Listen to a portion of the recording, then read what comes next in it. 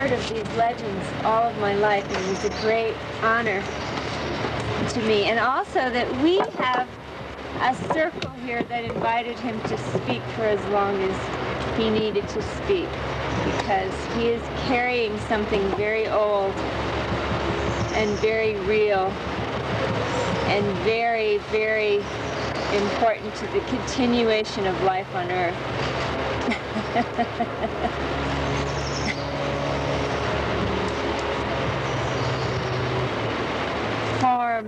From their confederacy.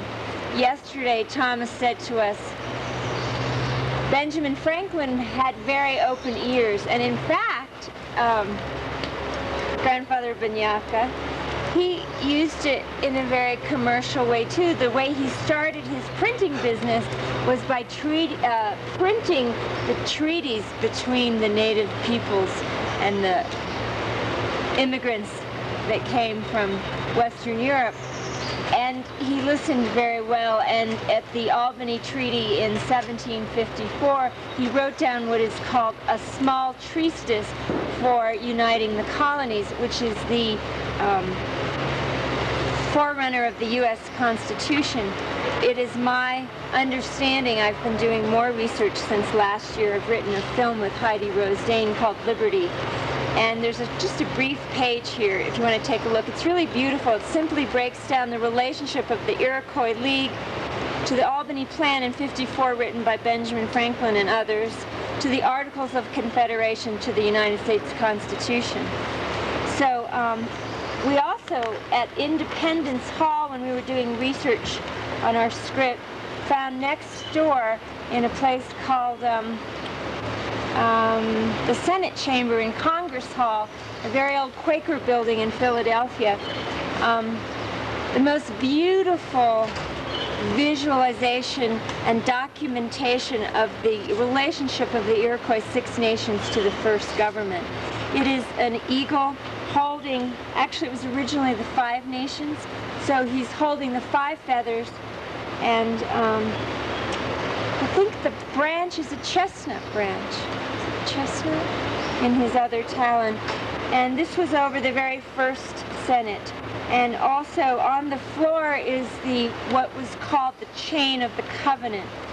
And the idea of that chain of the nations, which was given to us from the Six Nations of the Iroquois, came into the gathering of the first 13 colonies. So we incorporated that and placed the 13 colonies in the chain. The rug was commissioned under Thomas Jefferson's presidency, and it was rewoven within this last decade. And it's quite an extraordinary building to go into. Just pass that around if you want to just look at it. So with the gratefulness of what your people gave us in the 18th century, I honor your wisdom for being here today, that this wisdom, I believe, in union with our wisdom, is what's giving us what's now and what's next.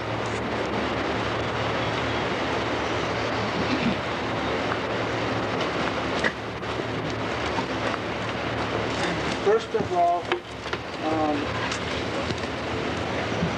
I want to say thank you to the youth people who are it is a teaching in the Six Nations that whenever we go somewhere, we have to find who's the one live there. And then we get a permission there to talk. So that's why a while ago, they opened the door a while ago, so now I feel free to talk. But if they didn't open the door, then I can't say nothing. Because that's the protocol in the old teachings of our nations.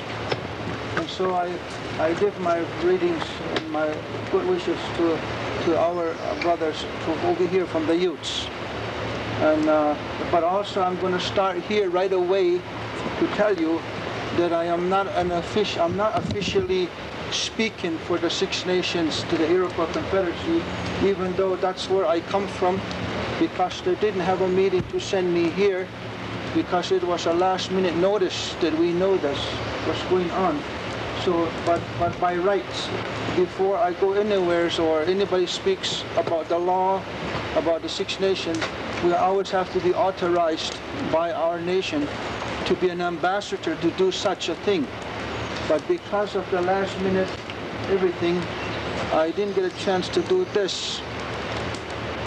So I ran away. I ran away. That's what I want you to know. So what I'm going to talk, it's not an official. It's only, I'm going to scan my memory the best that I can do. But someday, maybe it needs to be official. So a real official invitation can go to the Six Nations to ask this exchange. So if it's understood that way, I'm a runaway. I come to Ute country and I run away over here. So don't hold me and tap me down what I say, because it's only just a last minute thing.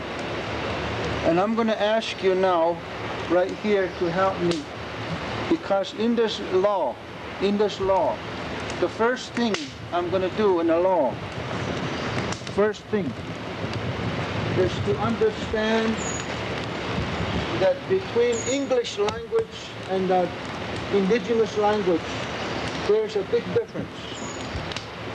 Big difference. Indigenous language, let me give you an example. And English is different. English, I don't understand all of it yet. But I know, like I say,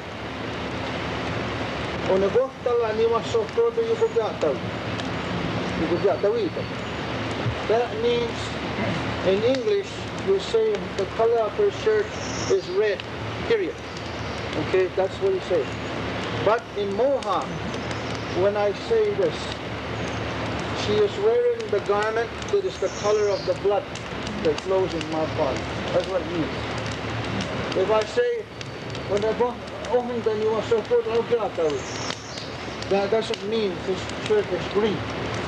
It means I'm saying in my language, he wears the shirt that is the color of the grass that's growing all over. If I say,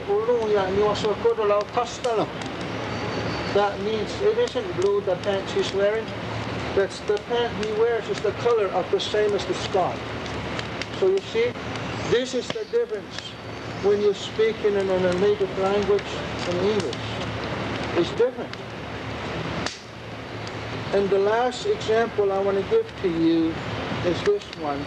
So when I'm talking in English to describe this law, I want you to bear in mind that I'm handicapped. That I'm saying it in a very language that's not my language, that doesn't carry the motion, the action, and the beautiful likeness of this life. It's a one kundu.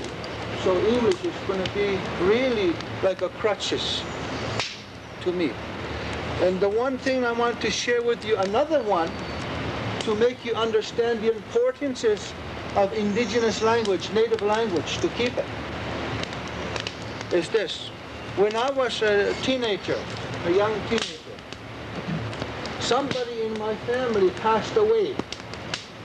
And when I was young, I had questions about death. Nobody never explained to me everything about death. So I was a little bit shaky about it. I would see them lying there, no breathing, you know what I mean? No life, no breathing. And they were cold. I didn't know about that until my uncle. He's the one who was the religious leader in our longhouse, in our ceremony house. He has to bury that man. And so I sat there and he's talking to the funeral, like funeral. And he says this, and this is what changed my thinking, and it made me love my language more. And this is what he said.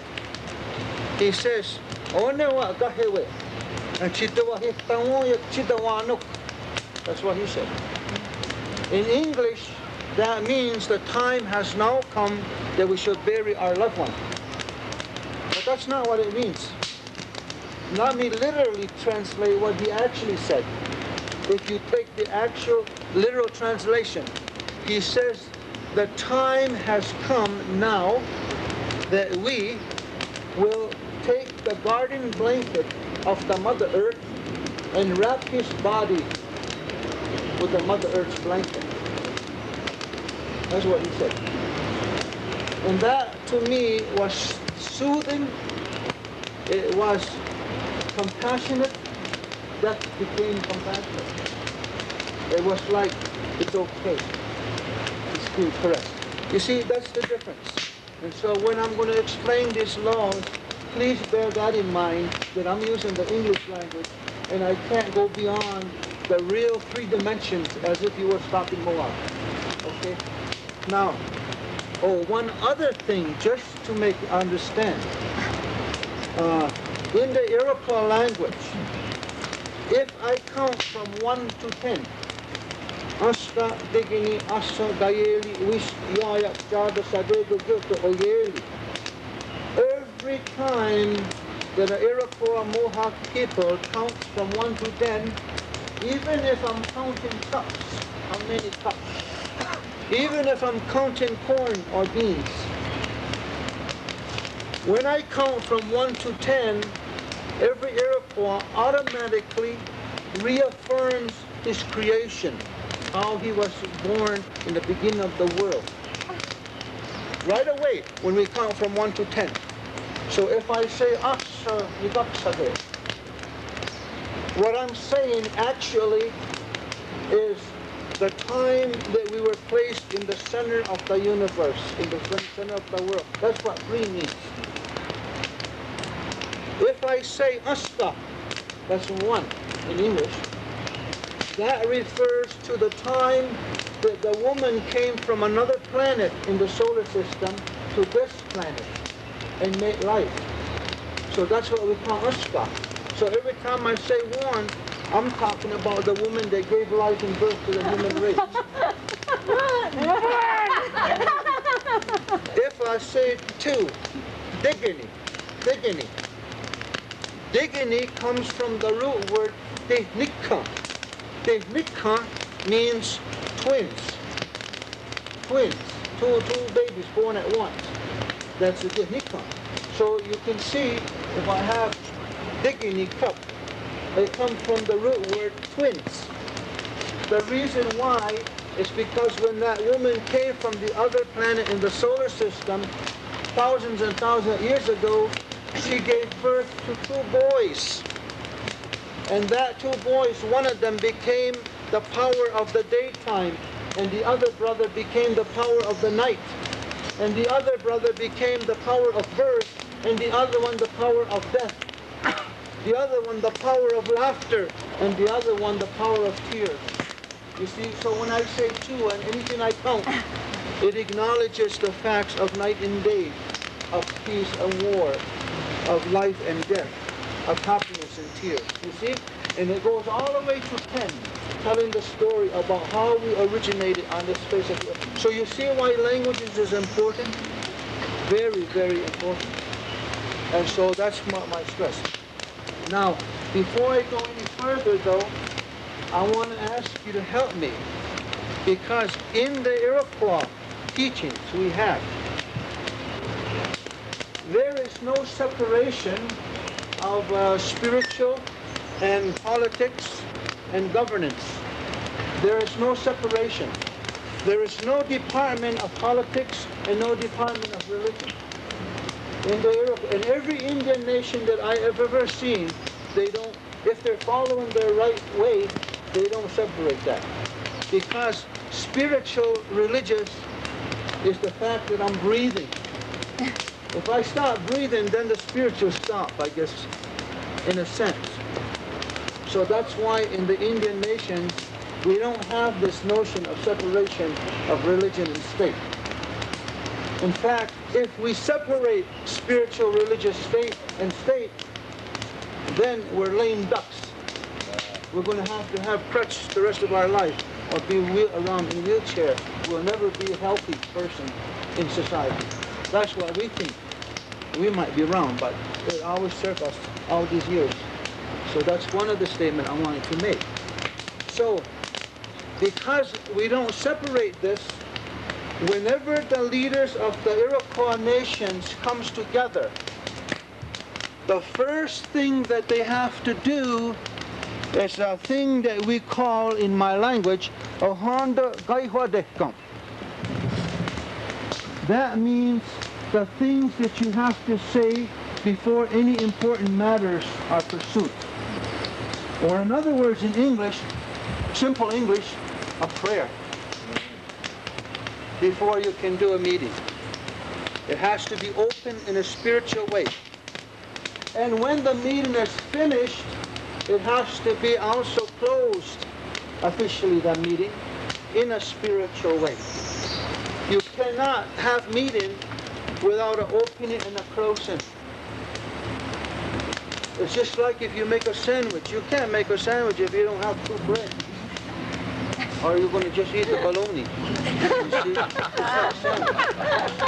Same thing.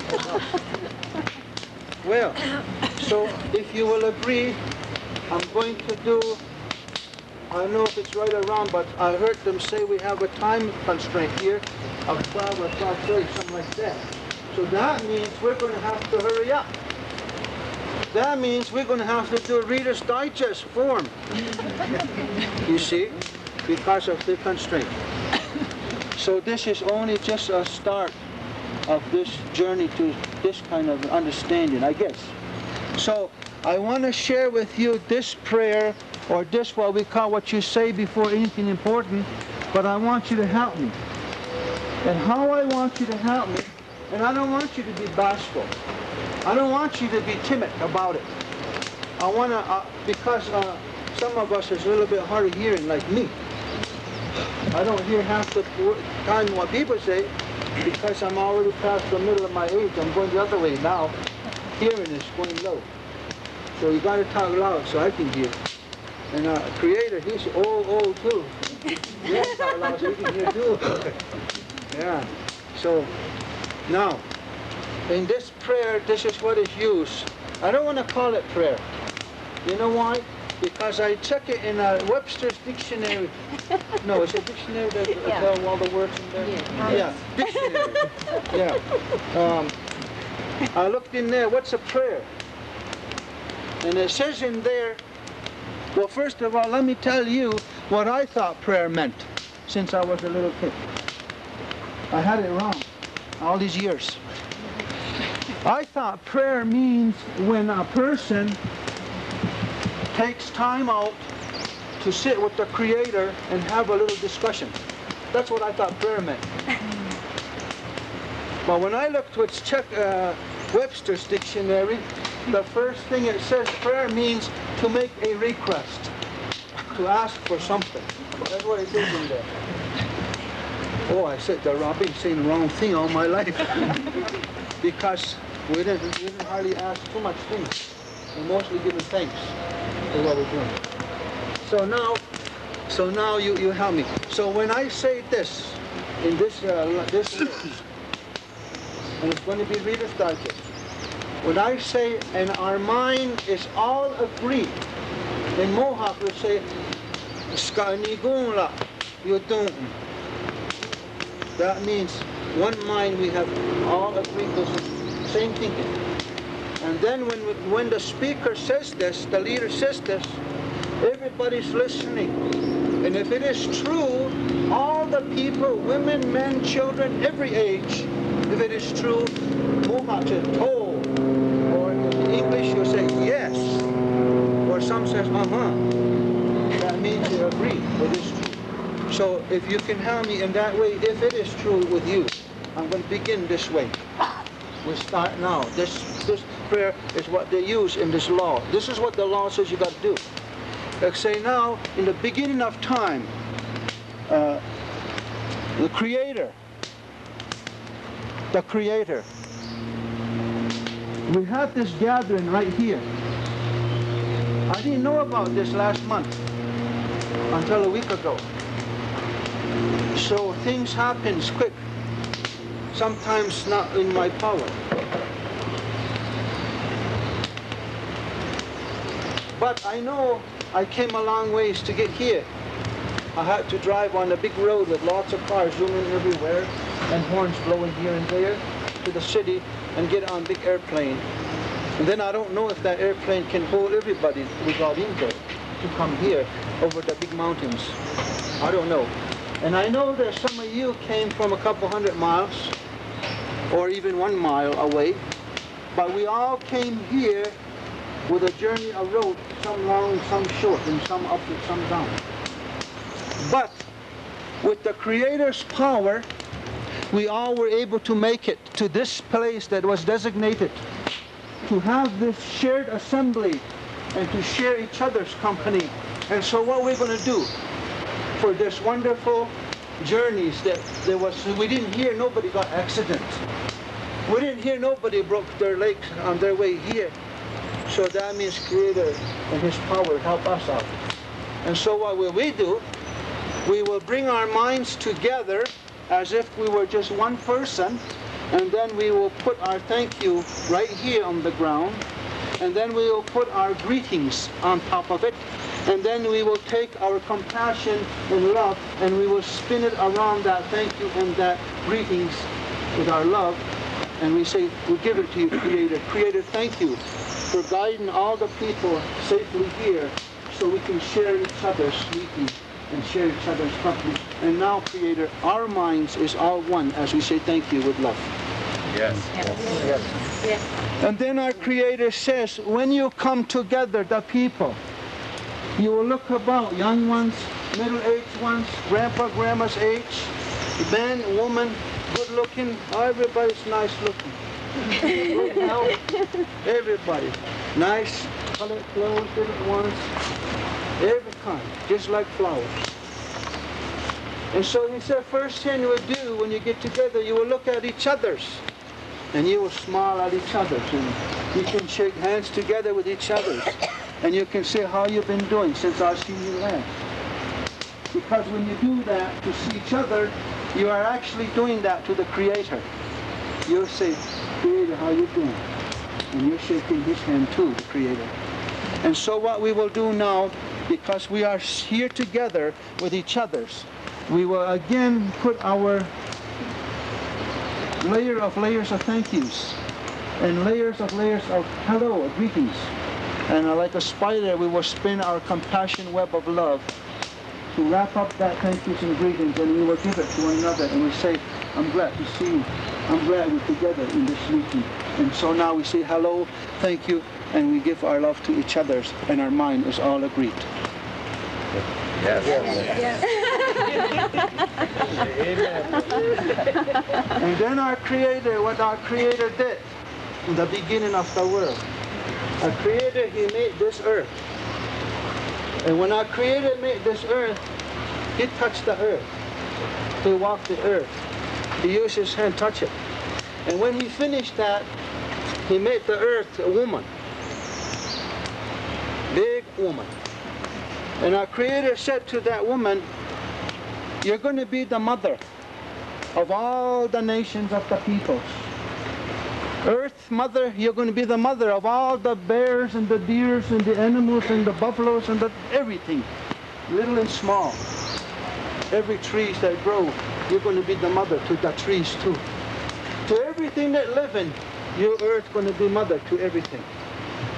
And you're going to give birth, lots of birth. And when you finish giving birth, you're going to make the corn grow and the potatoes grow and the watermelon grow so that all your babies can have and children can have a food to have a nourishment.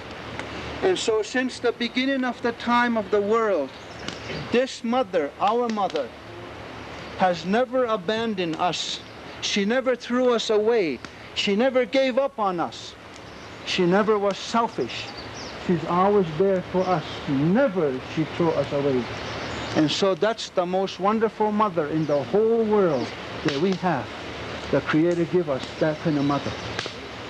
Oh, we're lucky. We are so lucky.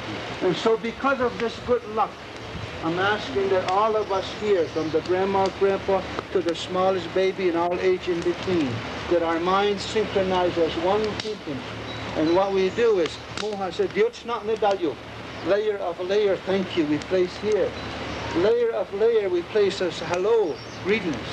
And then like a big spider, we spin our compassion of love, and we wrap that big thank yous and that big greetings. And then we jointly pick it up in a spiritual, symbolic way, and we offer this, and we say, Mother Earth, thank you for loving us. Mother Earth, thank you for never abandoning us. Mother Earth, thank you for being so stubborn and supporting my feet as I walk upon you. And all of us, your children, we say thank you to you, Mother Earth, today, and our mind is agreed. Yes. And so it is to the waters and the rivers and the lakes who quench our thirst. The Creator touched the waters. The Creator touched the lakes. And then the Creator talked to the water in that rivers, like there are creeks and lakes and ocean. And He gave it life, and He blew on it. And that water became living with a soul and a spirit, just like you and I do. Except just different makeup, physical, but same life. And then the Creator talked to that water, and He said, now, He gave it waves. Waves, just like heartbeat. We're going over the rapids, talking, singing. Sometimes even they're scolding people too. That's why we have to be careful with the water and always give our thanks to the water, because we've got little kids going to swim in there, and we don't want it to take it away. We've got men that's going to go hunting in a canoe. We don't want to tip over and take them their life.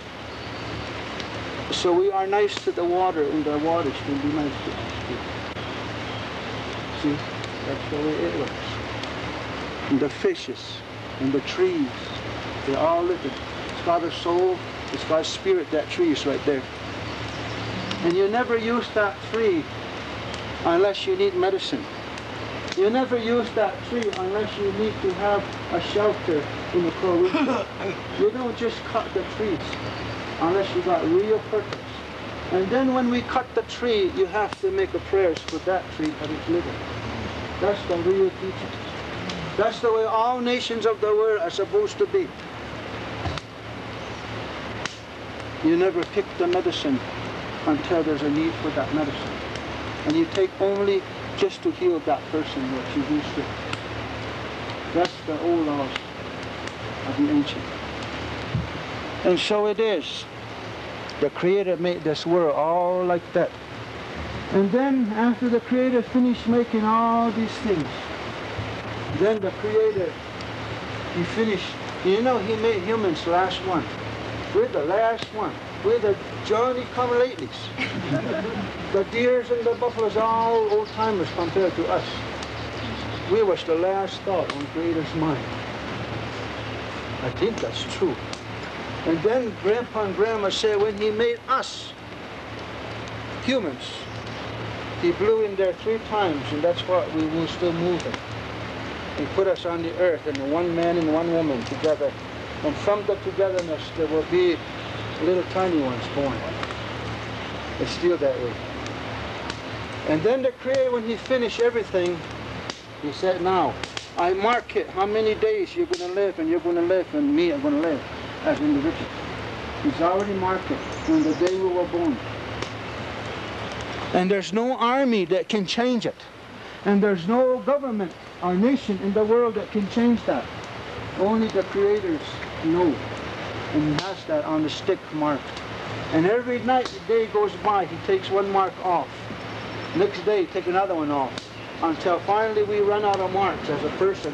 That's when we terminate our visit to the Mother Earth. And we have to go to another place. And nobody can change that, man or woman or any power. And that's why Grandma and Grandpa said, when you get close to your last marks, have your song ready. So you can go with singing, with joy and pride and dignity to the next place. Oh, it's the most wonderful plan. And so, the Creator give us the ceremonies, give us the songs, give us the drums, and give us a rattle. He doesn't want us to be face hanging down to the Mother Earth as we walk the earth. He don't want us to be cement-faced. He don't want us that way. He wants us to laugh. He wants us to dance. He wants us to smile. He wants us to be happy to see each other, and happy to see the birds, and happy to see the animals, and happy to feel the wind when it blows every day. Happy to see old brother sun walk in the sky. That's what he wants us to do. And then we will have great joy. And so to ensure that we have happiness and that we have joy, you know what the Creator did to make a guarantee? He made all the birds, little birds and big birds, medium-sized birds, and he chose the eagles to be the leader of the birds. By the hundreds he made them. And then when he finished making them, he gave a bird this kind of song. And then he gave the other bird another song, and another bird another song, another bird another song. By the 1,000 songs he gave them to the birds. And then he said to the birds, you have a mission, you have a job, to the birds. When I made those humans, and I made them deers, and I made them buffaloes, and every animals, they will only live so long in physical earth. And I want them to be happy. And your job, birds, is this.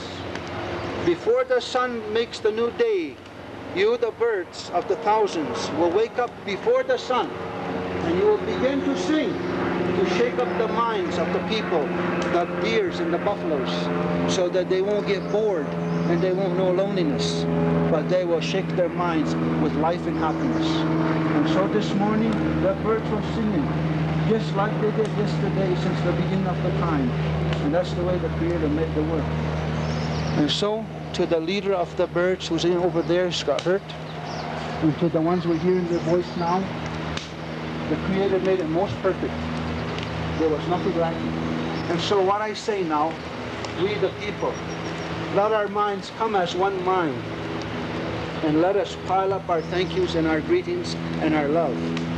And when that big pile of greetings and love and thank yous are right there in this symbolic way, we will symbolically, with oneness motion, pick it up at its parameters and throw it high into the universe. And we send our thank you, greetings, and love to every bird for this morning's song and the peace and the happiness they brought to us. Birds of the world, we say thank you for your songs today and our minds are free. Yes. And then the Creator made the winds that bring the changing of the seasons. And then the Creator made the grandpa thunders and told them to roar their voice across the sky and play their big drums. And then he told them their job would be to renew the waters and the rivers and the creeks and the lakes and the ocean, and to water the grasses and the trees, and to purify the villages where our people live. And our grandpas never abandon us either. They'll never forget us either. That's why they visit us yesterday. Let us know they're still just as strong as ever. And then the Creator made the sun. We call it old brother sun, to walk this earth, shine the light for us to see what is the reality of life. To heat up the Mother Earth so that the berries will grow and the grass will grow and our kids will grow too. And then he made the nighttime sun. We call it our grandmother, the moon. The nighttime sun, our grandma. And he gave her the power to regulate this woman's, every woman's, Indians, black ones, or yellow ones, purple, I don't care, any woman. Creator told them, you regulate their every month, how they're going to live. And you will be the boss, Grandma. When will they make their body ready to give birth to a child? And you will also raise the oceans up and down every day without fail. And so Grandma always walks certain paths every night. It's 28 to 30 days per journey. And from that, the birth of our children of all the nations of the world is made. What a wonderful plan the Creator did. Certainly did. And then finally at the end, our Creator commissioned what we call the sky dweller beings. The sky dweller beings. They are the beings that have no body and that have no face, but are powerful beings, 4 of them. One, he put them in the east, one in the north, one in the south, one in the west, And he gave them helpers too. They got all kinds of helpers. They're called 4 directions of the universe. They are protectors. They watch over us. And so you see, then the Creator, they said, made the stars. And he hooked them up in the star all over the universe. And my grandma says to me, that's just like the woman's got diamond ring on and diamond necklace on. That stars is the diamond necklaces of Grandma Moon. That's what she used to beautify herself. Oh, that sounds pretty good too. And so you see, that is what the Creator did when he put us on this Mother Earth in the beginning of time. And if we do this, that is our key to a survival of a continuance of healthy life on this Mother Earth. As long as we follow those, that's the master key to our life of happiness. And so what I'm going to say now, what we will do is we will, because the Creator made this wonderful, perfect world, we're going to pile up layer upon layer our thank yous. And then we throw on there layer upon layer of our greetings. And then we be like a big spider and make a big rope of our compassion called love. And we tie it up good. And then we'll all stand around that big pile that's so high of thank you, greetings, and love, and we'll throw it high into the universe. And we say, Creator, our Maker, we are your children. Thank you, Creator, for the perfect world. And again, we live in this moment on behalf of our children, and even the children that aren't born yet. Thank you, Creator, that they also may have a chance when they are ready to be born. Creator, thank you. And now we open this session of the great love. And that is the word. And that's the words in the Reader's Digest form. If the old people like my grandfather say this, they're going to hold you here for 2 hours just to pray before there's a meeting. Every time there's a meeting. And nobody looks at their watch. I wish you hurry up. Because if you do that, you're telling the Creator, hurry up. So you have to, if you're going to be a real human being, you can't go by this harness. You got to go by spiritual. And so now, that's the way it goes, like that. So that's the one the Constitution of the Iroquois said you have to do first before it's legal. Now, I'm going to start. What I'm going to say to you this time is this one. Well, wait, aren't we going to do it before we start? Huh? Can we just do it before we start? Wow. We did it. We did it? We did it already. We did it. We did it? Yeah, that's it. This is Reader's Digest version. Pardon me?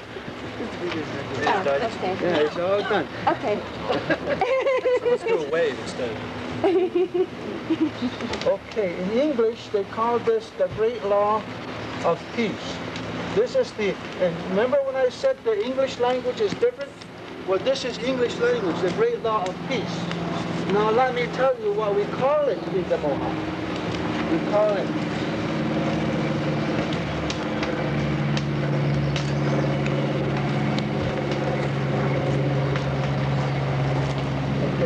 Guyana let go.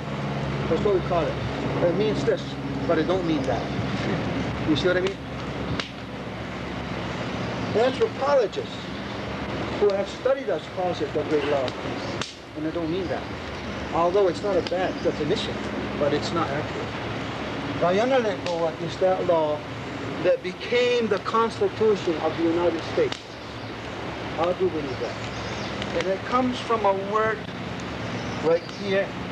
Gayanale means, it comes from the root word yo-yanale. Yo-yanale means it is good. Yo-yanale, it is nice, it is good. Go-wa means big, monstrous good. And that's what we call our law. The big, monstrous good or the big, monstrous nice. That's what our law is called. Literally, if you understand the language.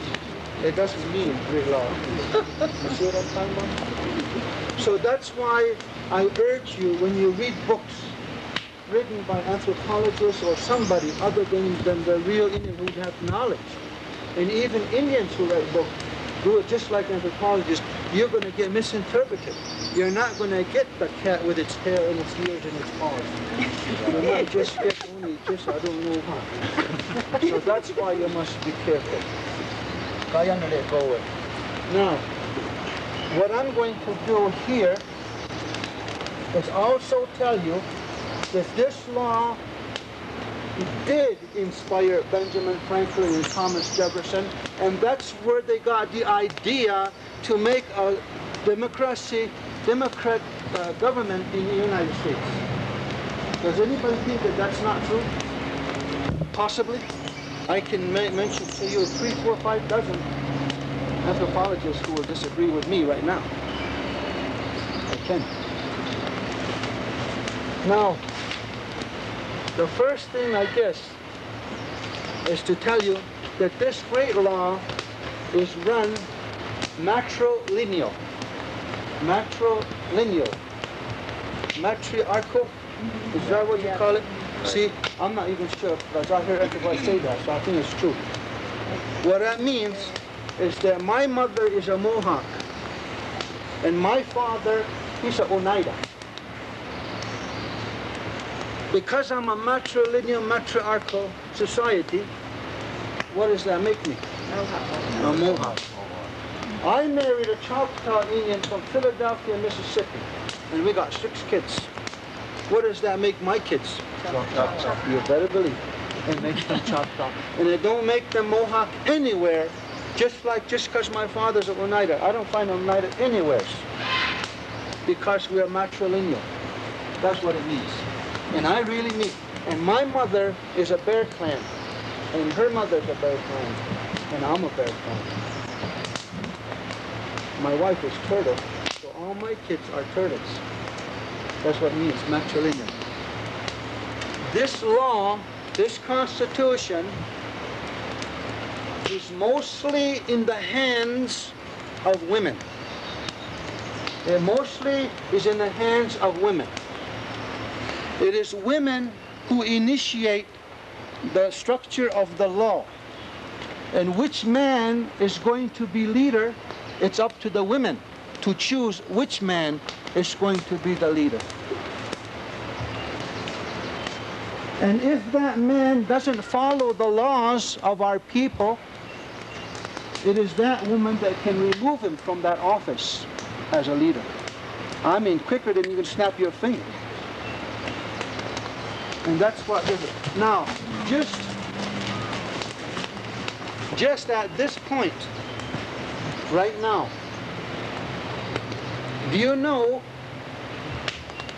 first of all, let's see if we can reach the thing. Let's look about democracy. How did it come here? Where did it evolve from? Some people told me that it came from the Magna Carta. My uncle, he read the Magna Carta, and it gives one nobleman a little bit more rights than a serf, and a king all the rights of all the dukes and so forth. You look in the top. I don't see nowhere where it gave the rights to the people that I know of. And then I heard also that the theory of democracy was written about by the people in Greece, by the Greek civilization. I didn't look at that because I can't find that writing anywhere, but they say it is. But I didn't never see Greek people ever exercise a day-to-day that theory in reality. And so it was only a Walt Disney's dream. It wasn't a reality. So for the purposes of our understanding, we're not going to follow Mickey Mouse stuff anymore. We have to follow what's true. Then,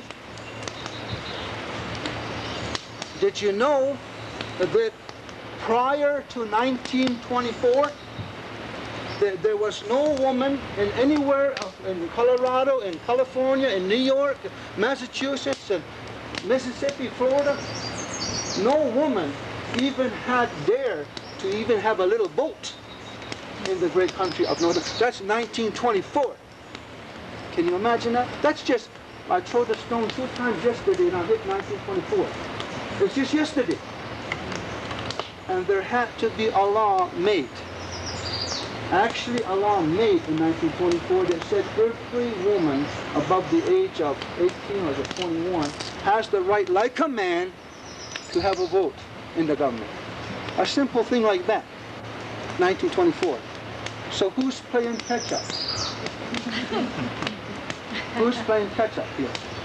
The books have you understand otherwise, like we're backwards, the Indians, primitive.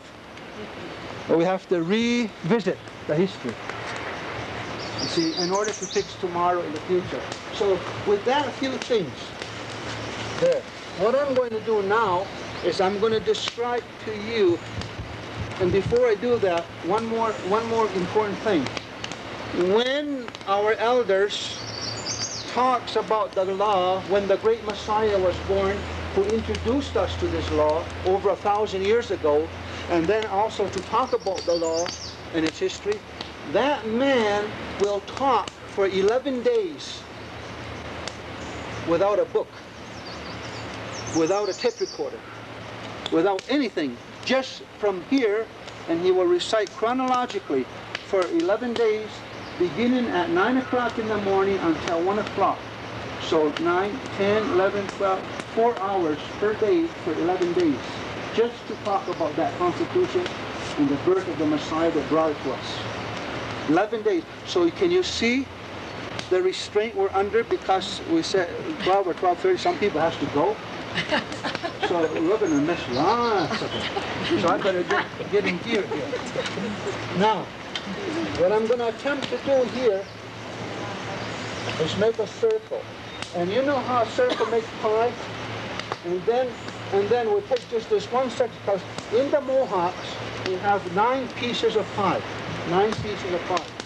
That means there are 9 clans in the Mohawk. 9. And each clan is a family, an extended family.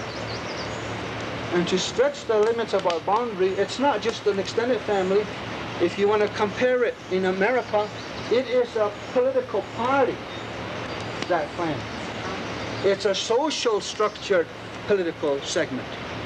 So in America, there are how many political parties? Republican and Democrat? Is there any other ones? Yes. Well, maybe a few. Unitarian, Green. Okay. Maybe. Well, here in the Mohawk, we have 9 equivalent to Democrat and Republican, or Green, or whatever else you want to call it. But we have 9. And this 9 have been in existence for 1,000 years. 1,000 years.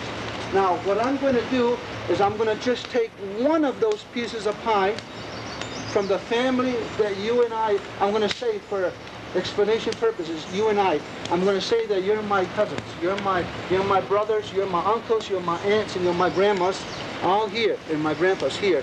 We all come from the Bear clan. I'm going to say this for simplification purpose, okay? So what I'll do is I'm going to erase this, and I'm going to just take this one pie, one piece, because that one piece represents one political party. And this is Constitution. This is many, many people, extended family.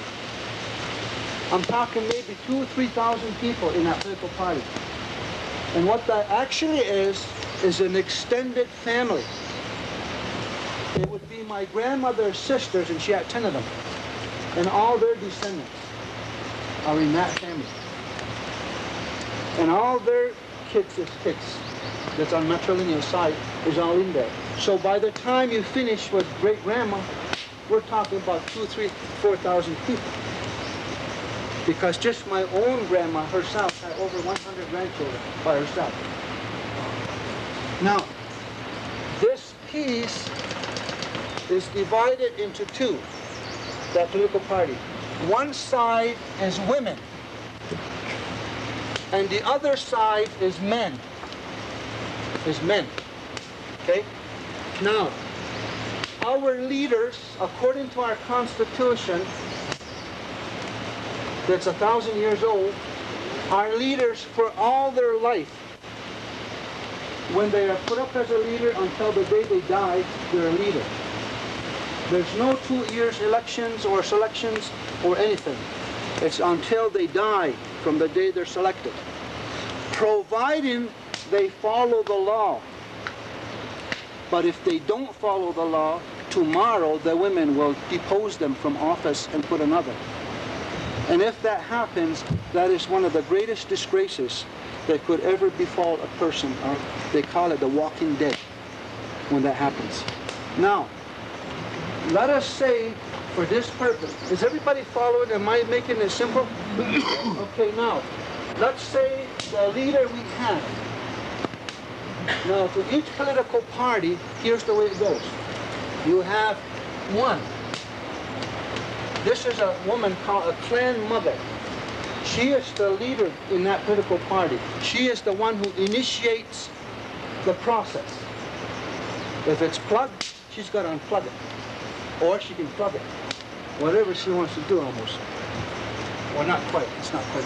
And then she has, with her, she selects the process. She initiates the selection of the leader man, and we call him, we don't call him chief. We do in English, but that's almost like a bad word to call somebody a chief. Chief of the fire department, chief executive, chief of the war department, whatever. But that's an English language. What do we call this man who we call like a chief or whatever? In our language, we call him Luyane. Remember I told you a while ago, I wrote it on that, what the law means? Gayanare Gowa. This one man is named Luyane. It comes from the root word there. So it means the singular masculine person who is of the good. And that's the definition for a man leader, not chief. The man who is of good. And the clan mother we call Yukuyane, she who is of the good. And that's the title, how you say it. So she has this man. And then she selects also another man who is called La Delundanupna. It means he babysits or he caretakes the big timber tree that grows. So nothing can hurt that big tree. Or he watered that tree. And that's his name, La Lundanupna. He nourishes the tree because the man that she chose to be the speaker or the, what we call chief in the very general chief, degrading kind of word, what they call that, he is his, and that chief is called the big tree, the main tree. And this is a sub-leader who nourishes and helps him. In other words, it's like a sub-leader. You know what I mean? Runner. Okay, and then she chooses another man, and this man is in charge for him, is his leader. He's in charge to make sure that the proper people makes the fire. He's in charge to make sure that the moon is right when they do the ceremony. He's in charge to make sure that the songs that the men are going to sing are the proper songs for that ceremony and everything, and it's the proper everything. And that's so they call him faith keeper. That's what Oren Lyons is a faith keeper. And so he attends to this leader to make sure everything is right when ceremony time comes. He does all the running for that. And then she chooses another woman, and she is a woman faith keeper. And her job is to make sure that all the foods for this ceremony is the proper foods. And also everything that women do, that it's proper for this ceremony. So each leader has 4 assistants in the Constitution. And remember I said at the beginning we have 9 political parties. So since we have 9, we're given this information. How much does the entire Mohawk Nation have? How many officials? 36. Well, if this is 1, and there's 1, 2, 3, 4, 5, and there's 9 of them, 45. 45 officials, if it's in order.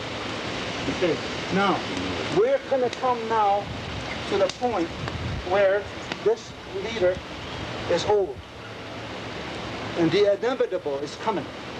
The inevitable means that he's getting old, he's not going to live forever, and he's getting sickly. So this woman, who is the clan mother, has to start thinking about replacing that leader that's getting old or sickly. And so what she's going to do, now at this point I want to make it very clear that that woman is not a queen. She has nothing to do with royalty stuff. She has nothing, she's not arbitrarily selecting anybody. She only initiates the process and stimulates the process by which you make selections in the government. That's all she does. And she's a spokeswoman to keep the process healthy. And that's got to be very importantly understood. She is not the boss. A lot of times people think, well, you mean Iroquois, all the rights is the women and the men. What about the poor men? See, in America, right away, it's either one or the other. There's no room for harmony otherwise, see? And that's why we have to relearn, because there's other ways to make harmony besides just the black and white of what we were taught. Okay, now, let's say now he died. Okay, now, let's say this man here, let's say that, let's just for simplification purpose say, let's say she's going to be the clan mother, but I'm going to be acting as her because I'm going to say this guy right here. I'm going to be you. You're going to be the clan mother for this instance, and we're looking at this guy right here. This guy is married, and our Constitution says you can only be a leader if you're married. And our Constitution says that not only do you have to be married, but you have to be married to the same woman. You can't have one here and one over there and discard this one and discard that one. We call Mohawk. It means that he has to have the same woman throughout his life, just like the eagles do. They never get married if their mate dies. They fly to the moon the rest of their time. See, that's the way my grand said, that's the way Indian is, just like eagle. They don't change around. So that's part of the criteria of Constitution, that man has to be married. And not only does he have to be married, he has to have 3 kids with that woman as a criteria for him to become a leader. Because he cannot be a leader and love his nation if he doesn't know how to love a woman and he doesn't know how to love kids that's naturally born to him. Then that natural love is a foreign thing to them. You see what I'm talking about? And that's in the Constitution. So if he has loved a woman and he loved the kids, then it's a natural that he's going to love the community. It's the nation, see? And it's just common sense. 1 and 1 makes 2. Okay, now, so she has chosen this guy because she noticed that since this guy was born as a baby, she was there to help his mother when she gave birth. She was like a midwife. So she's helped him get born. So does she know him? She helped him get born. How is she not going to know? And they live in the same village. And then when he was a little baby, start to crawl around and dirty his diaper or whatever, she even helped clean it. Does she know him? Yeah, she knows him. If you change somebody's diapers, you gotta know them. And then as she crawled around with other babies, she watched him as he played with other babies. And she noticed that when there were some toys there, he never pulled it and said, this is mine. He shared it with other babies. It was natural in his body to share. There was none of this selfishness. Give me this. You know how sometimes kids do? Well, this wasn't him. He shared. And then when he grew up, to be a teenager, a young kid, whenever elder was needed wood, nobody had to tell him. He went over there and he piled up her wood. Or he split wood for her in the winter time. Because he knows she's having a hard time. Nobody told him. And she's watching him. This is his character. And then she noticed also that another old man, his wife died or whatever, and he's hauling water and can't hardly walk. He goes over there and he gets the bucket. He goes haul water for that old man. Nobody told him. That's chief material. That's leaders material in old-time way. That's what you're looking for. And how does she know this? Because she's seen him as he evolved birth, growing. Then he became a teenager, young man. Now he's ready to sow oats, they call it. And she noticed he never abused the girls. He never just used the girls just for fun. He always was respectful and loving to the women, to the girls, when he was a young man. And then finally it came to the time where he found a woman to be his partner. And then he married her. And then they had 3 kids. And he never beat up his kids, or he never beat up his wife. He never was mean to them. He always talked to them in a loving way. And she was watching that this is true. Not only was she watching, but your sisters and your mother and your grandma was also watching, because they didn't think good. This guy is true. Not only that, she understood that every time the longhouse opened up, that young boy was dancing in that ceremony. Every time there was a something, he was there, howling with the elders or whoever doing it. Never to be asked, never to be told. See? That's what you call man leader business. And woman too. Same thing. Now, so now that's how you get it for him. That's the criteria you use.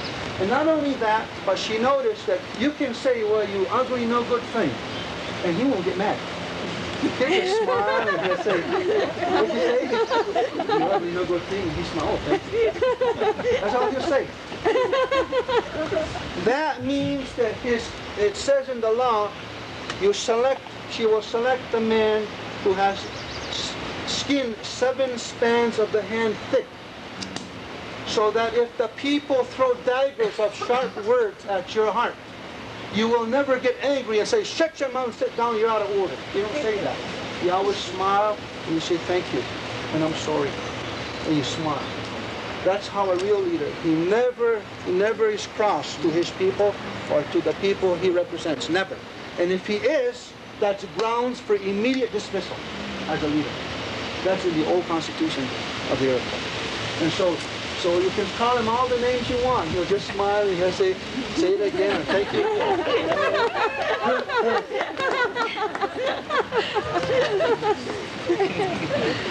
Okay, now, those are some of them.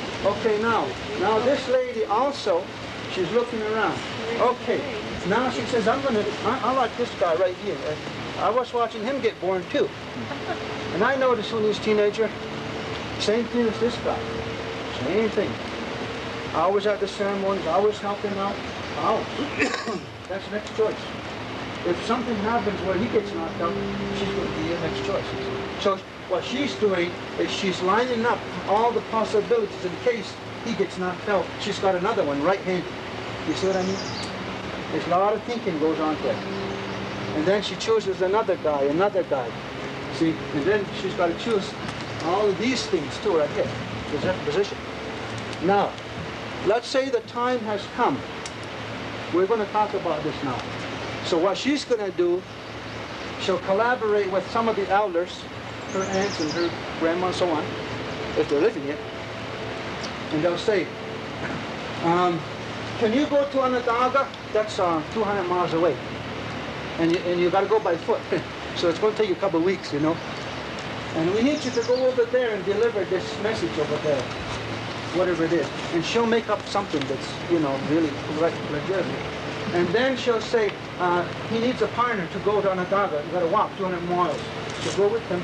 And then she may say to him, if they were chosen to, you go with me. Can you just go there and deliver this message that we're going to have this great big old feast or something. And you go there and deliver a message for me.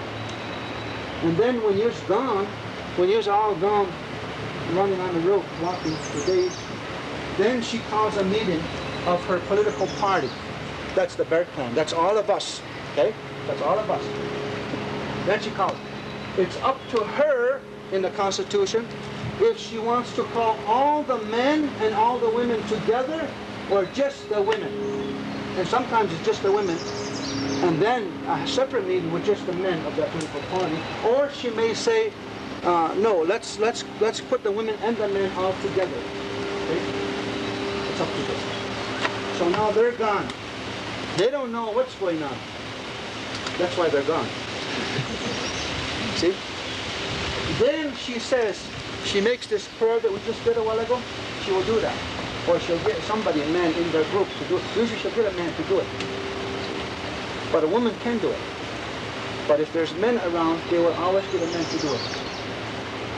There's prophecy there too, told about that. Then after she finished the prayer, she says, the reason my family, us Bear Clan people, our chief is real old and he's not going to be here much longer.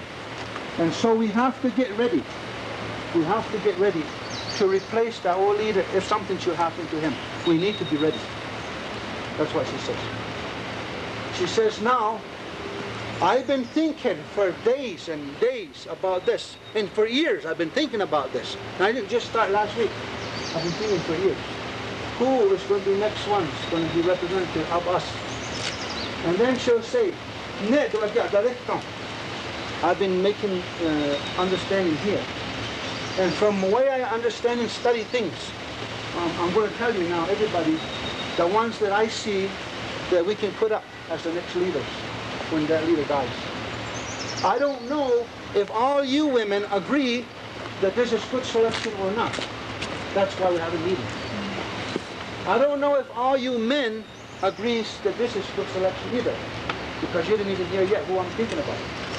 And I may have overlooked some exceptional person through my forgetfulness. So that's why this meeting is, so that you can remind me. And then she says, now, everybody listen. This guy, oh, he's gone, he's not there. But so she'll say his name. That's the one I want to replace the old chief, if something should happen. And the one that's going to be his sub is this guy right here, and she'll say his name. And he's gone, he doesn't know what's going on. And the next guy after this going to be faith keepers, this guy, and he's gone with them. Those are the ones I see. And then she'll say now, she'll say, this is my thinking, what I think. Now all you women, my nieces and my aunts and my mother and all you ladies in my political party, my family, I want to know, that means, are you going to support me? Are you going to support the selections I make? Or is it wrong what I did? And then she said, okay now. And then so she said, okay, your turn. And they'll go in a circle. What do you think about this list? Yeah. And you're going to listen, what do you think about that selection? And she's going to listen, what do you think about that selection? Theoretically person, I went to every woman and they all said they agree with her surmisation. Yeah, so that's done. Now, she has to now also ask the men, her nephews and uncles, do they also agree? You know why this is? Because long ago, the men, they would go hunting for two weeks, 1 month. Far away, sometimes 100 miles away, they go hunting. They stay for 1 month. Sometimes they go north where the Micmacs live, or the Algonquins live. And when that guy gets up there, he says to the Algonquin woman in Milwaukee, I'm not married. Yeah, at home he's got 3 kids. But when he's in Algonquin, he told her not married. That means he wants to fool around Algonquin woman. Well, that's all right if he wasn't married, but he's married. And he's lying. See, the women don't know that because they didn't see that in the village at first. And that's why it's necessary for the men who go hunting with these guys to confirm that it's right. I mean, we have men on all bases. There ain't nobody gonna make a home run without earning it. You know what I mean? That's a foolproof system. So you might say, well, what about today? We don't go hunting anymore for 1 month. Well, the Mohawks, we go hunting in a different way. This time we go to New York, Chicago, Los Angeles as high iron workers making bridges and high buildings.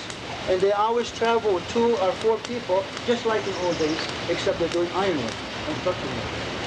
And when you go to New York City, you see women with short dress on and high heels on, and they pull you over first chance they get.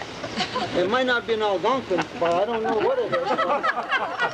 But the same circumstances exist of possibility of going astray. You see what I mean? And so it's still necessary in 1996 to double check these candidates. I mean, when we get leader, we're going to get leader. So now we go to the men. So now she'll ask the men. Now start here.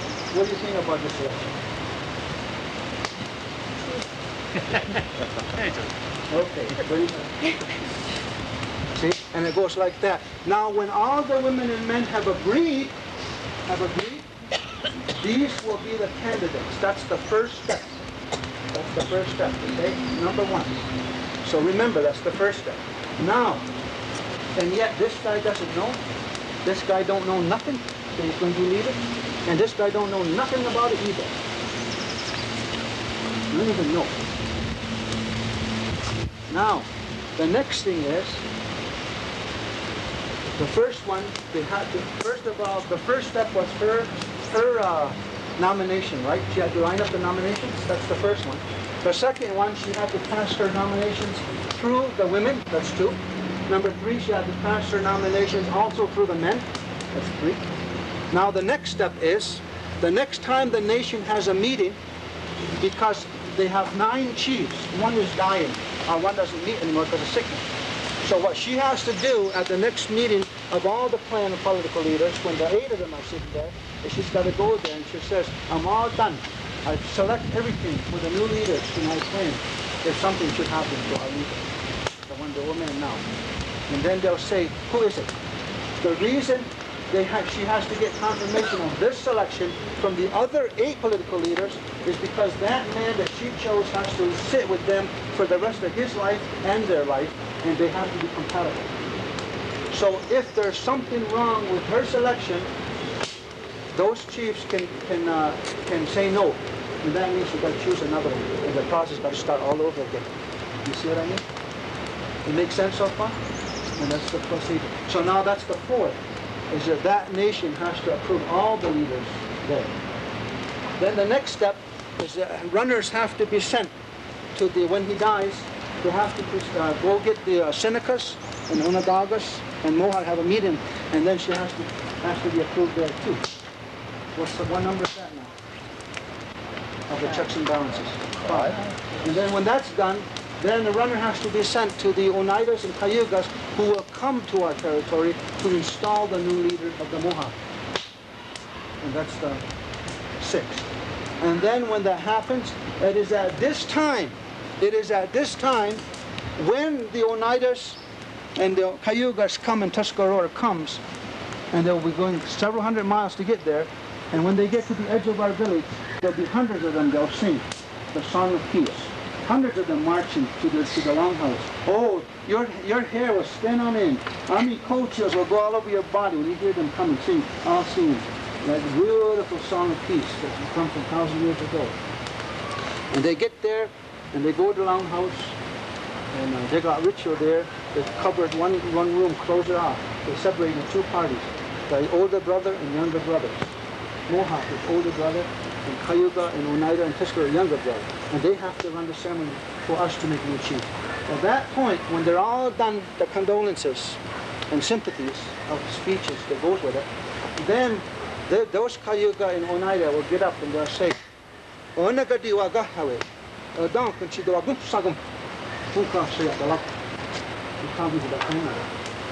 we want to see who the faces of those who are going to put up. Now it's time. At this time, these guys are back, but they still don't know what's going on. And all of a sudden, she gets up, where there's hundreds of people gathered. For the first time now, she grabs this man. And that's the first time, and she pulls him. And she stands up before the hundreds of people. And she's all, look at his face. Look at his body. Is it all proper? Is he handsome enough? And that's, like, they make jokes out of it too. They say, is he good looking enough? And everybody will laugh. So they mix laughter and jokes with it. You see, that's easy to do that too. And then she pulled the other one. And she pulled him there, same thing, and she pulled the other one there. That's the one. This is the way it's going to be.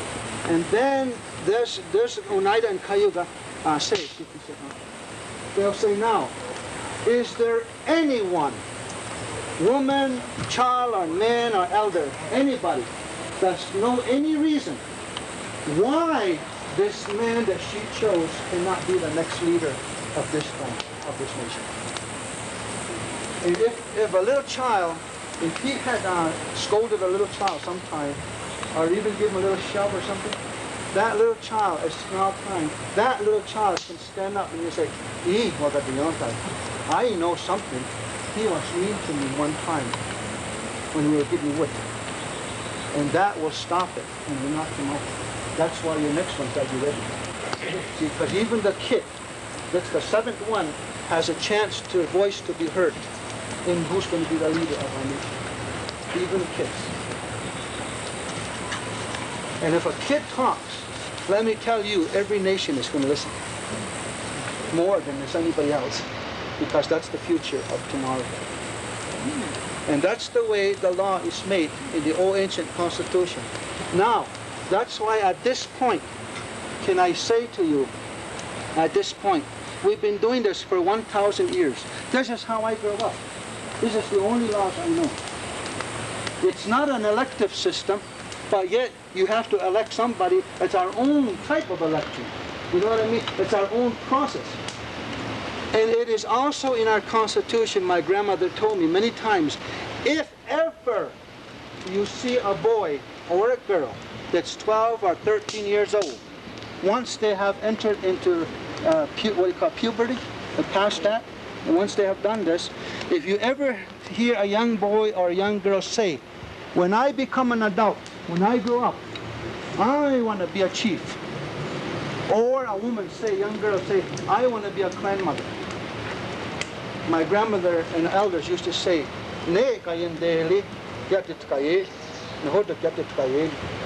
she says, that's how you recognize there's an imbalance in that person.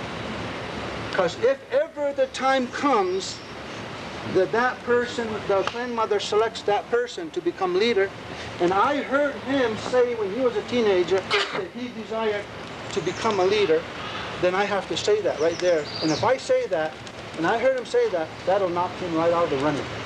Because you're not supposed to blow your own horn. In the Indian country, you're not supposed to boast about your endeavors, or I'm a graduate of PhD or master's degree. You're not supposed to never say that about your own self. You're never supposed to say, I ran 10 miles and I won first place. You're never supposed to say, I'm the greatest lacrosse player on the face of the earth. You never. If you say those things, that means you're the sickest person on the face of the earth. There's something wrong socially with you when you have to do that. So if you want to know about me, please don't ask me. Go see my mother. Go see my aunt. Go see my uncle. Go see my brother. Go see my go see my cousins. Go see anybody. And if you want to know about me, they're going to tell you. But don't ask me. And that's why in America, there are 6 nations, Indian people, because it's such a strong teaching in our Constitution, have the hardest time to go to school, because, and also in the job market, because we're told to write resumes. And writing a resume is completely contradictory to our spiritual teaching and understanding, because it means it's all about blowing your horn. It's all about imbalance of social. And so you see, there's some things that we have to take into consideration. And so, but that doesn't mean to me, because we believe that all America has to believe this. All it means to me is that when Indians are going to go before an employee or someplace, to take that into consideration and find out about that person somewhere other than that. You know what I mean? And then you'll get the truthful answer, because that's the way it is. So now at this point, there are 3 things. There are 3 things in the Constitution that can get rid of a chief once he's a chief. There's 3 things. They call them I don't know if you call it capital punishment or whatever. Well, number 1 is this. 1, if a chief sits in council and he sits there and all the leaders is trying to decide on a consensus, and all of a sudden this chief wants to be the boss. And he won't agree and he won't compromise because he wants it his way. If that happens, that's called a small grievance. That's what happened. That grandmother will tell that guy that she selected, him, that his head is getting big and he doesn't want to compromise and he doesn't want to make oneness of mind. He wants to be the leader. He's getting sick. So she'll go to him and she'll say, go over there and call him out of council and I'll meet him outside. You and I will meet him outside. So he'll go over there and he'll say, your mother, the holder of your chieftainship, wants you outside. So he's got to go there. And then she says to him, this is first one, she says, my nephew, my son, our people are your relatives. We're your aunts and uncles and your grandma and grandpa and your cousins. We are the ones that have honored you to speak for us in matters of the nation's concerns. And I'm watching you as you're on the council. You're not doing it too good because you're bragging and you're trying to get your own way. You're not thinking about all of us. So my son, we put our trust in you this far. That's why you're our leader. With our love, go back to the council and counsel like a real human is supposed to counsel. Forget about being a child. Go back in peace. With my love, I judge peace to place you back in the council. And those are sort of the words she has to use. Well, he'll use it. She tells him this, and he will say that to her. The women don't say that. The men is going to say it for her, to him. And he goes back. And then the next meeting, he does the same thing again. And she calls him, go after him again. And then she says, my son, this is the second time now that I noticed this behavior. And you did not heed our compassionate pleas to you because we really love you and we want no ill to you. Go back now in council. And if he does it the third time, this time she don't send him. This time she sends him. The one whose heart is stronger and the one who doesn't have easy tears.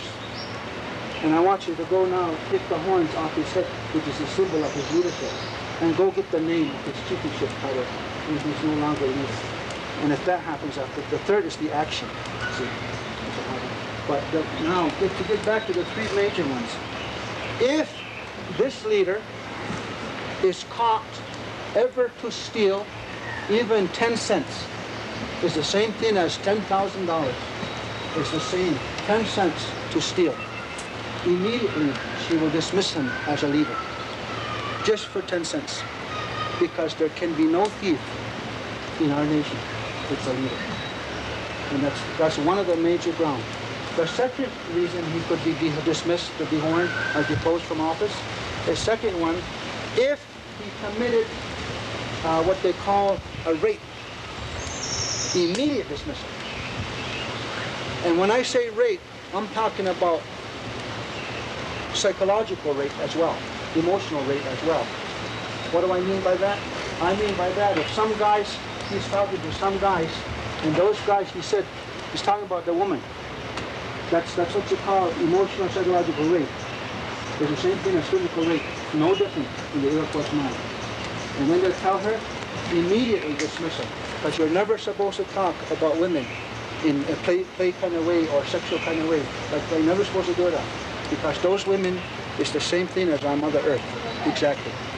And then the third one in the Constitution is that the leader is forbidden to ever have a blood on his hand from a war or killing somebody. If ever he kills somebody, he can never become a leader in this nation. And that's why in World War I and World War II, amongst the traditional Iroquois, they told us not to join in the armies. Because if we kill somebody in the enemy, then we can never make a leader out of them anymore. And that's why we took a stand against that, see. And so those are some of the things that I just want to share with you. And then, I'm sorry that there's not enough time, but if there was enough time, I could now do the bigger one, which is how the Six Nations Council, with the Oneidas, the Senecas in the Grand Council, and that's where you see the two houses and the judicial branch that's 1,000 years old. And then you will see exact copy of the United States of America, see. But I go back and I tell you, you see, this is the old process. Now, in my analyzation, it bothers me when I see Bill Clinton or Dole or Eisenhower, and I remember all of them, including Kennedy, stand on the big box and say, vote for me, I've accomplished this and I'm going to do this for you. Because in my book, that means we should never put them in as leader. See, this other way, these guys have no chance to have self-interest, no political agendas. whatsoever. And that's the pure democracy. That Benjamin adopted some of it, but kept the spiritual parts that makes us morally human, healthy families out. Maybe not Benjamin, but his other workers kept it out. And so now it's like a democracy inspired by the Iroquois minus the spiritual. And then there's an imbalance. And so it'll tip over. And that's the same thing my grandpa used to say to me about communist Soviet Union. They said the Soviet Union also copied the Iroquois, but they also took the spiritual out. And both of these countries will fall because they left the Creator out of it. It's just a matter of time. And so at this point, I want to thank you for being such a good listener, because when you listen to this, what I'm talking about, I hope that I chose the right words. I hope I used the English language the right way. You know what I mean? But the most thing that I'm so sad about is because my grandma's not here anymore. She died over 20 years ago. My grandpa's not here anymore. And the great chiefs who used to teach me and tell me and take me with them, they're not here anymore. And the fact that you're listening to their law, which they wanted to share before, but nobody listened, is a great honor to me. I only wish they were here, that they could see this, how quietly and how honorably you listen. Thank you.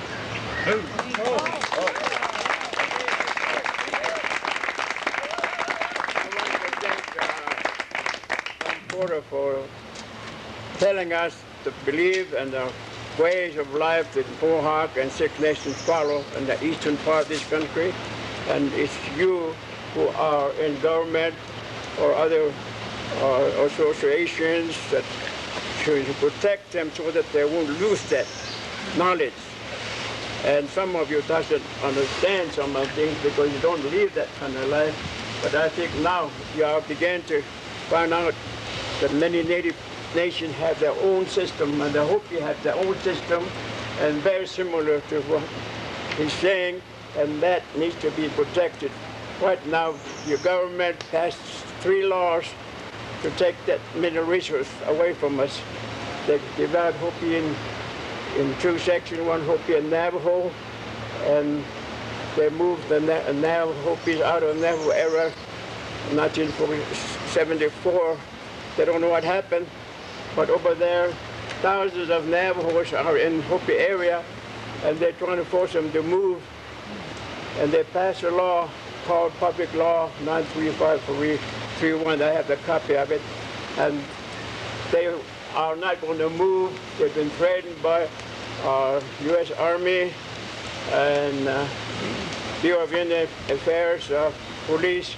They arrested many outside people who are trying to go to the big mountain meeting 2 weeks ago, and they drove them out, and they're not going to move, and threatened by U.S. police and others, Army. They said if they come and drag us out, we're not going to move. If they're going to beat us or beat us up, we're not going to move. If they want to shoot us down, we're not going to move. That's what your government is facing today. Are you going to pass that law in that way? Your president signed. It's time that you people look at it. That's wrong. The native people's culture, religion, language are being torn down by that law. And it's up to you to correct this, because this prophecy, I forgot to tell you that there are 3 purifiers selected by spiritual, the spiritual, Great Spirit. And I asked the man who mentioned that, and they said that someone with a swastika symbol will shake us up first, real hard. But they'll go down, but they will come back up again. The second one would be someone with sun symbol. Really hit us hard, but they go down and then come up again. Then the third one will have, it's not on this gold radar, but all the elders met in 4 days, compared it.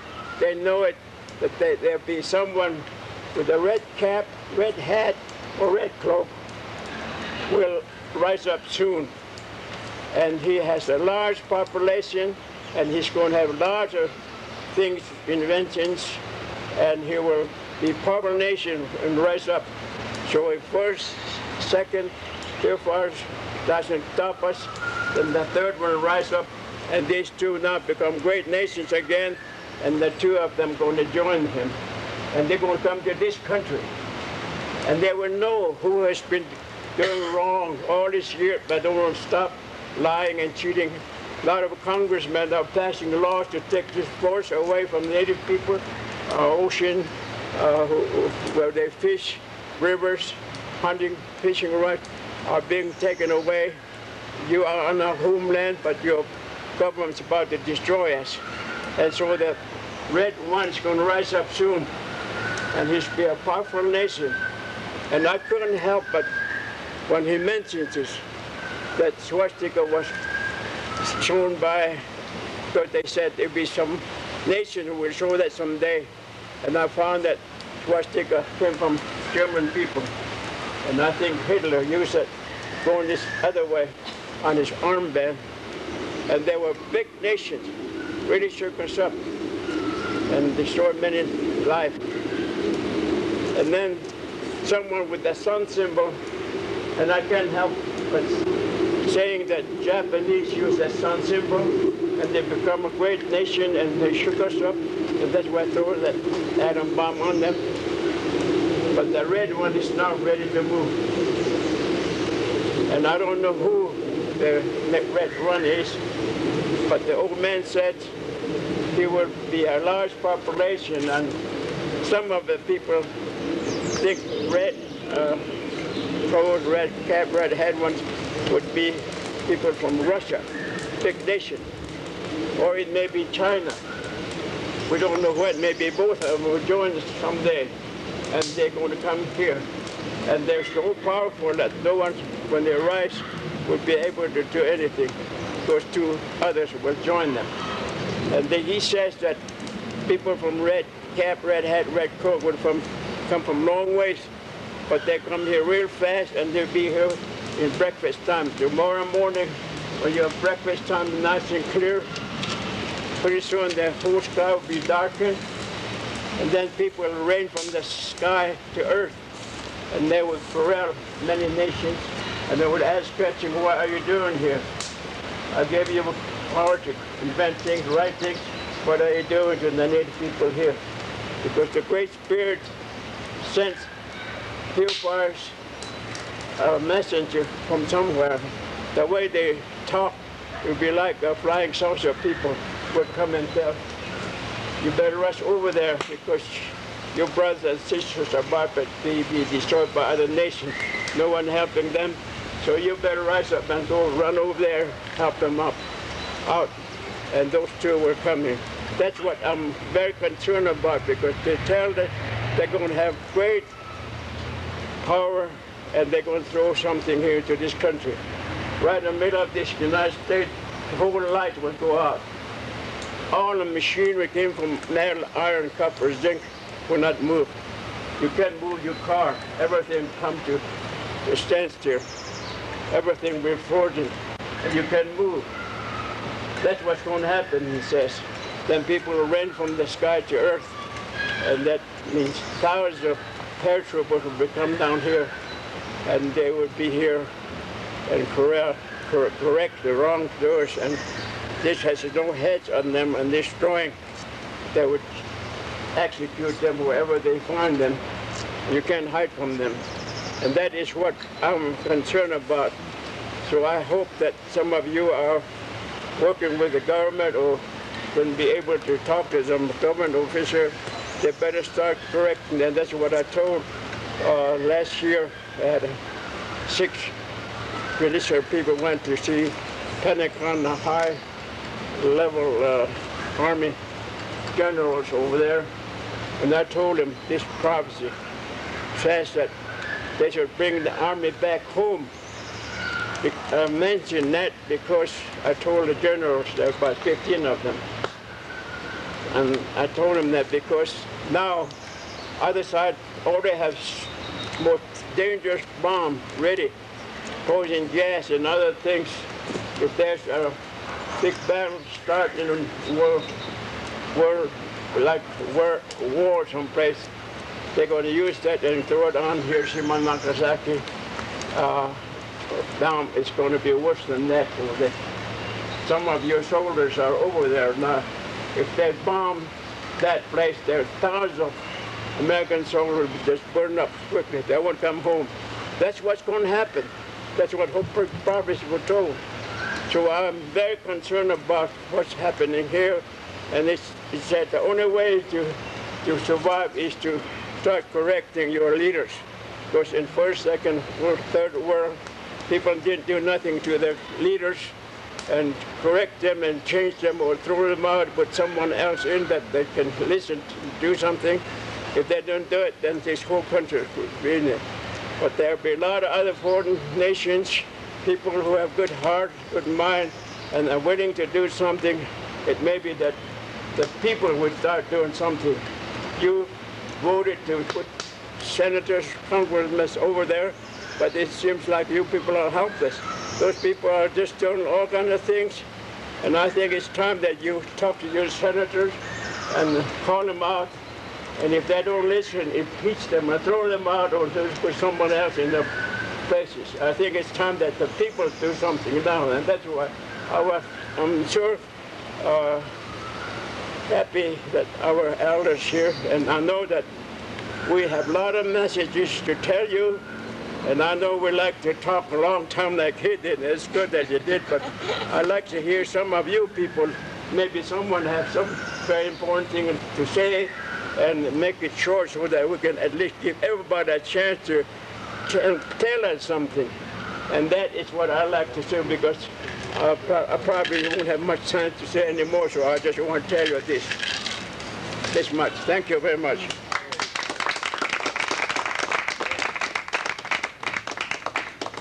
We'll do something very quickly so that we end properly the circle, and we'll break for about an hour. Everyone's invited for lunch inside. Thank you. This has been a dream of mine for a long time, that we listen in this way and that you would come and tell us in this way. So thank you again. And so could we just stand up? And I ask you to just silently end with whatever sacred message or wish you have, and then enjoy your lunch and join us if you are able. We will all speak as he asked in about an hour. So silently.